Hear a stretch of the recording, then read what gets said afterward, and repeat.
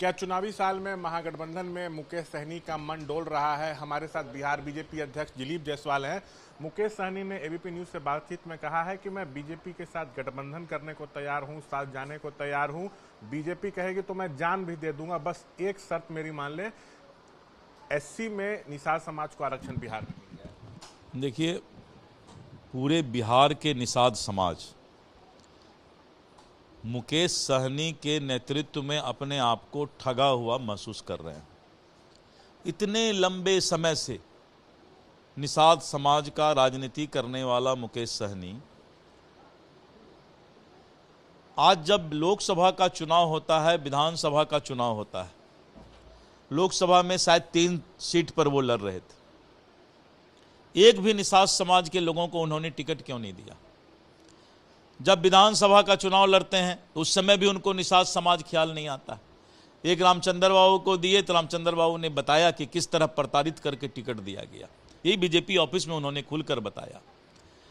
तो जब लोकसभा और विधानसभा के समय में निषाद को वो भूल जाते हैं टिकट देने में, तो निषाद समाज भी ये सवाल उनसे कर रहा है।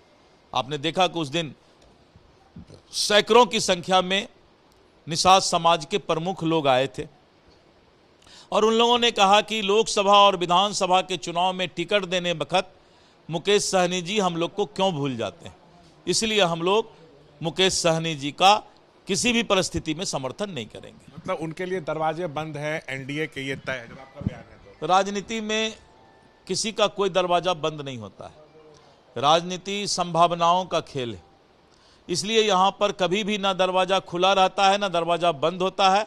जरूरत जब होता है तो दरवाजा खुलता है, जब जरूरत होता है दरवाजा बंद होता है। एक आखिरी सवाल सर, वो ये भी कह रहे हैं कि बीजेपी के नेता हमसे मिलने की कोशिश कर रहे हैं, हम बंबई जा रहे थे तो मेरी बगल की सीट पर भारत सरकार के एक पूर्व मंत्री और बिहार सरकार के एक मौजूदा मंत्री का टिकट था, वो लोग हमसे बात करना चाहते थे, लेकिन उन लोग को हमारे बगल में वो लोग बैठने वाले हैं, देखते ही अपना सीट चेंज कर। देखिए, ऐसा है, ये सब बचपना वाली बात है। अब उनको बोलिए कि अब आप जवान हो गए हैं, परिपक्व हो गए हैं, तो बचपना वाली बात सब नहीं करें तो अच्छा रहेगा। तो ये थे हमारे साथ बातचीत करते हुए दिलीप जायसवाल। कैमरा पर्सन विशाल राय के साथ मैं शशांक कुमार, एबीपी न्यूज पटना।